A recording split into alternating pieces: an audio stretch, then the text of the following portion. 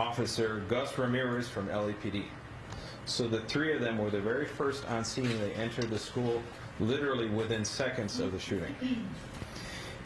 They were followed within a minute by uniformed personnel from Santa Clarita Sheriff Station. At approximately 7:41 a.m., they were on scene inside the quad area where the shooting took place.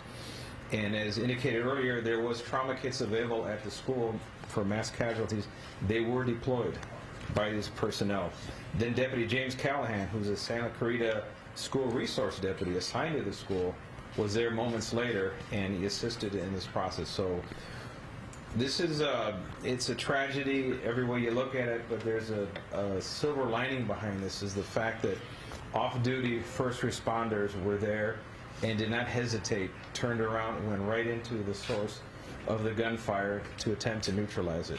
And they rendered first aid immediately. As soon as they discovered the 6 victims, they saw the handgun was there, they realized there was not a pending threat immediately, and they tended to the care of all of the victims and got the first aid rolling. So their actions definitely saved lives, and my hat's off to them. And it's an important message for everyone who's listening to this, and you're concerned you have your children. I have my grandchildren of that same age in school. We always wonder what's going to happen. How do we keep our kids safe? But it's good to know that there's men and women out there as first responders and law enforcement and fire departments that are going to go to the source of the danger. They're going to put themselves in harm's way, and they're going to definitely take care of business. So that is a good it's a good message.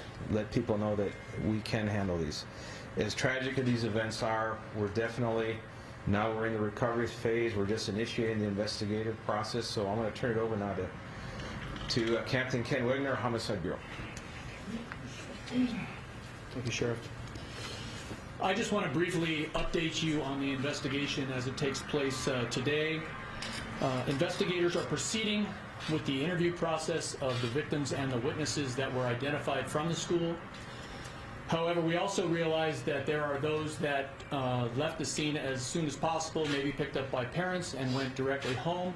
If there is anyone out there that has information that was a witness, that has information either from today or historical information about the circumstances leading up to this shooting, I encourage them to call Sheriff's Homicide Bureau at area code 323-890-5500.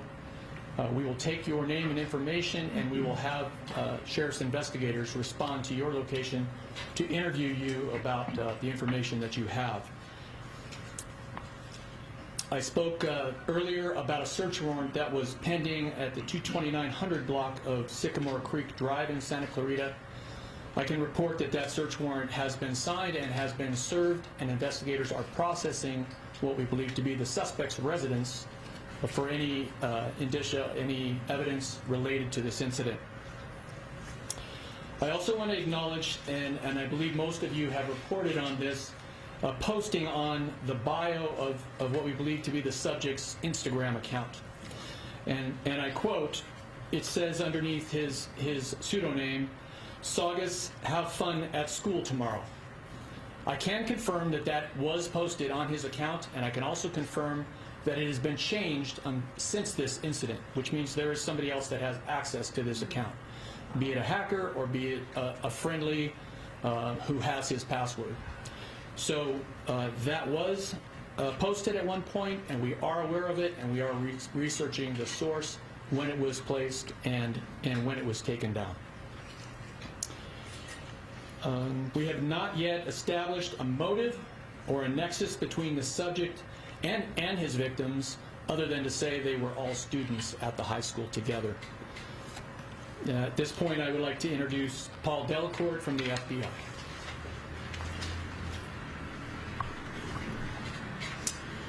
Good afternoon. I'm Paul Delacourt, the Assistant Director in charge of the FBI's Los Angeles Field Office. I know I speak for all the FBI personnel by offering our deepest condolences to the families and friends of the innocent children who lost their lives today, and the families and friends of those who were seriously injured as well. The FBI is continuing to provide assistance to the LA County Sheriff's in terms of investigative resources and technical resources, digital media exploitation, social media exploitation, and the personnel necessary to support any other leads that where we can assist. At this time, we have no reason to believe that the subject was acting on behalf of any other group or any ideology.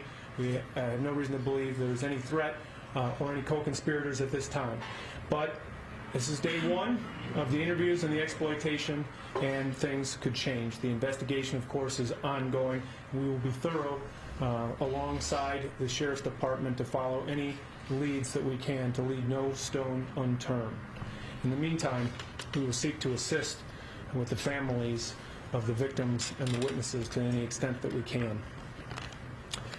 And while I'm here to offer condolences, and I recognize it's an operational and a clinical briefing, I want to let you know, reassure you that the FBI, the Department of Justice, our state and county and local partners, we talk about this. We work on this problem all the time, this problem of targeted violence and threat to life.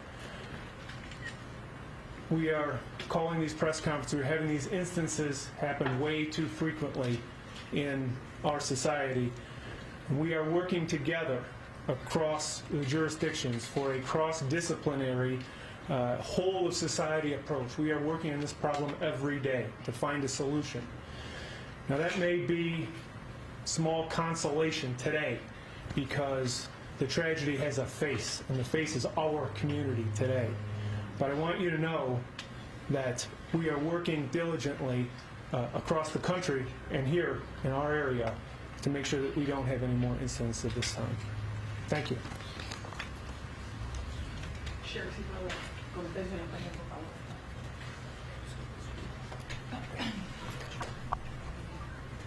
favor. A couple of things I want to add to this. One is for tomorrow, the William S. Hart School District will be closed for class. And that includes, obviously, Saugus High School. And all other school districts will remain open. And there are 5 for the Santa Clarita Valley. En español, para darle más información, estamos procesando la escena del crimen. Son 2 lugares, está en la residencia y está en la escuela. Pero resulta que tres policías fuera de servicio que tenían familiares dentro de la escuela fueron los primeros que respondieron a la llamada de emergencia y llegaron ahí en segundos. Hasta un alguacil de nosotros fue el detective Daniel Finn. Él vio a los estudiantes corriendo, huyendo del peligro, y el oficial Sean Yanes de la policía de Inglewood y el oficial Gus Ramírez de la policía de Los Ángeles. Los 3, no importó el peligro, fueron al sonido, donde estaba el peligro, y encontraron los 6 heridos de balas y ofrecieron primeros auxilios, y llegó una 4ª persona que es el alguacil James Callahan, que él es alguacil designado en la escuela como un recurso para la escuela. Tuvieron equipos de trauma para ofrecer esos primeros auxilios, que eso fue clave para asistir a los doctores aquí en el hospital para disminuir la pérdida de sangre y aumentar la posibilidad de que la gente pueda sobrevivir estas tragedias. Y es importante entender que hay gente, los oficiales, aunque no estén en servicio, siempre están disponibles a arriesgar su vida para salvar a los niños en las escuelas. No tengan pendiente los papás que tengan sus hijos en las escuelas en toda la nación. Estamos aquí, y en todos los policías, todos los bomberos a través de toda la nación, estamos aquí para servir y para ayudar, para disminuir la posibilidad que haya más víctimas en estos tipos de crímenes. Y quiero agradecer al FBI también la asistencia que están proveyendo a los detectives de homicidio en este caso. Right. Well, Sheriff, is the suspect at this hospital, you can say, and is he expected to live? The suspect currently is in grave condition, and that's about as far as we can go with that. What is his name? What is the suspect's name? The suspect is a minor, and it is not the policy of the department to release the names of minors. You're in charge of as an adult. 2 people died. You gotta put out. the person still remains anonymous as long as they're a minor. Sheriff, as far as the post goes, Sheriff, as far as the post goes, did anyone see that? Did anyone report that? And when was it actually posted? The post was discovered that we are aware of this morning and it was, as the captain said, it was very quickly was removed from the account. So there's no time for someone to call and say, hey, you better look out, you better watch out. By the time we were aware of it, the tragedy had already happened. And there's absolutely no report of this guy having any problems with anyone before or anything? Keep in mind what was posted. It said, have a nice day. Saugus, have a nice day at school. Yeah, but in this day and age, There's nothing threatening about that. I mean, if we respond to those kind of things, we would be doing nothing but chasing a tail. So there was nothing threatening about that. Obviously, in context now, it may have some significance. But we don't know when it was posted.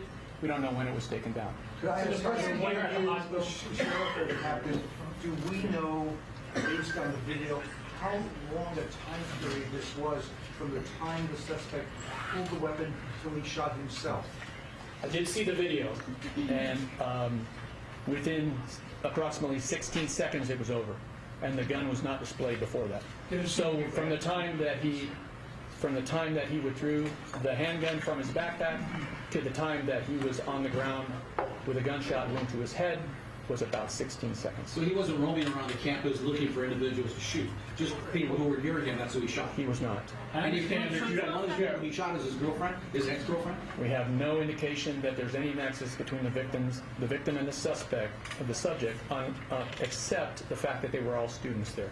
So we haven't established anything more than that I yet. understand that you don't want to give out the name of the minor, which is not necessarily the case where we see these situations happen across the country. However, why can't you confirm that that suspect might be in this hospital being treated? Well, as a matter of practicality, whenever we have a subject in custody or a suspect in custody, we'll never divulge the location of that person because for security reasons. Sheriff, can you clarify that the person here at the hospital is not the suspect? The shooting then appeared to be random. He just fired at whoever was in front of him. That's what it appeared to be. I'm dead. You know that there were 2 kids that died at this hospital. Is the suspect or is it a victim? There are 2 victims who have since deceased. There is a third that is in grave condition And that's all hospitals. across all hospitals. Okay. Can you clarify the person here at the hospital is critical, is not the suspect, and is a victim? All I can confirm is that there is one person here who is in critical condition. And it's not the suspect? Can I clarify this? I'm like a little puzzle here. The surgeon said the person here is in critical condition. Do you have a grave condition category at this hospital or not? He's in critical condition. Okay. We don't have a grave condition. Okay, so now you're saying the person's in grave condition. This hospital does not have that category. When you say grave condition, is that coming from the hospital or from you? That's the terminology we're using, but we're going to defer to the medical experts. If they call it critical, it is critical. How do you know it's just 16 seconds? Because I watched the video and the timeline. I did. Are there any critical patients at any of the hospitals? We wouldn't know that. The gun was a .45 semi-auto pistol. And that's about all the detail we You can don't know release. who owned it or where the gun came That from? is part of the process of Do you have a investigation. registration on the gun? That we can't reveal at this time. About the message again, you had said something earlier that it had been changed since the shooting, which means he couldn't have changed it because he had already shot himself. Is that accurate? That's accurate. Okay. So doesn't that give you reason to think maybe somebody else is in on it? We don't believe so. What's it been changed? Well, I mean, somebody's obviously trying to cover his tracks, right? Yes and no. It's hard to say what the motivation is for whoever changed it.